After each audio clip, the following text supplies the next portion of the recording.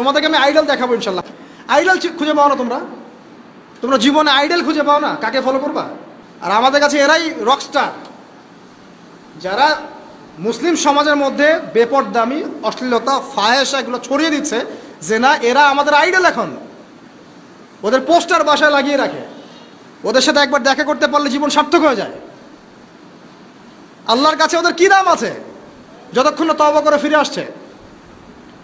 একজন ভ্যান চালক, একজন ইমানদার ভ্যান চালক, রিক্সা চালক যে 5 ওয়াক্ত নামাজ পড়ে, সে আল্লাহর কাছে ওর চেয়ে অনেক বেশি সম্মানিত।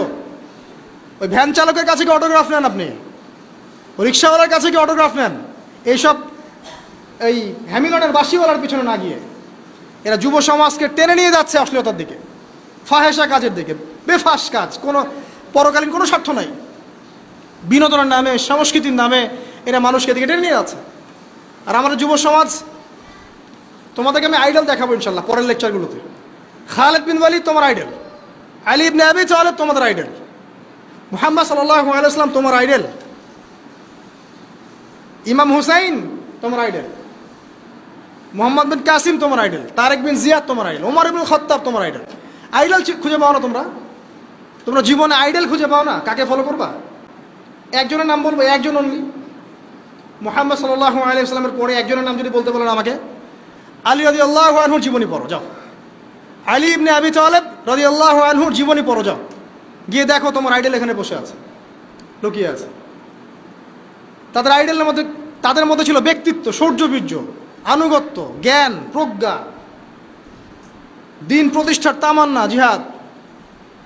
এবং তারা বদর, উহুদ, খন্দক, খায়বার করেছেন। শেষ পর্যায়ে যখন তাদেরকে মৃত্যুবরণ করতে হয়েছে, তখনও তাদেরকে সামন থেকে কেউ আক্রমণ করতে পারে নাই, পিছন থেকে আক্রমণ করতে হয়েছে। বীরদেরকে কেউ সামন থেকে মারতে পারে না, পিছন থেকে মারতে পারে। আইডল খুঁজে পাও না তোমরা? মেসি তোমার আইডল, নেইমার তোমার আইডল, ওই যে বলিউড হলিউডের নায়ক নায়িকা তোমাদের আইডল। সুবহানাল্লাহ, বাংলাদেশের নায়ক নায়িকা তোমাদের আইডল, যারা জীবনে কত পাপ করেছে তারা নিজেরাই জানে, ওদের বিবেকই ভালো করে জানে যে ওরা কত পাপ করেছে। তোমাকে বাইরের চাকচিক্য দেখে মনে হচ্ছে খুব সুন্দর সুশ্রী, ভিতরের কলিজাটা এদের কুৎসিত কালো। আলেম ওলামার কাছে এসে পড়ে থাকো, যারা বড় বড় ওলামায়ে কেরাম তাদের কাছে এসে পড়ে থাকো, তারা তোমাদেরকে পথ দেখাবে ইনশাআল্লাহ। আল্লাহ পাক বোঝার তৌফিক দান করুন। আমি আর লম্বা করছি না, শেষ করে দিচ্ছি ইনশাআল্লাহ। লেখাপড়া এবং ওয়ার্কের বিষয়গুলো বলছিলাম যে আমরা যারা লেখাপড়া করব, প্রফিটিক লাইফস্টাইল করতে হলে এবং প্রোডাক্টিভ মুসলিম হতে হলে লেখাপড়াটা করতে হবে আল্লাহ সন্তুষ্টির জন্যে। চাকরি বাকরি, ব্যবসা বাণিজ্য যাই করে, কৃষিকাজ, সব কিছুর উদ্দেশ্য হবে কি? আল্লাহ সন্তুষ্টি অর্জন করে এবং ওই ক্ষেত্রে সৎ থাকা, কাউকে না ঠকানো, মাপে কম না দেওয়া, দুর্নীতি না করা, ঘুষ না নেওয়া। তাহলে আপনার জীবনের প্রত্যেকটা কাজই কি হবে? ইবাদত হিসেবে গণ্য হবে ইনশাআল্লাহ তাআলা।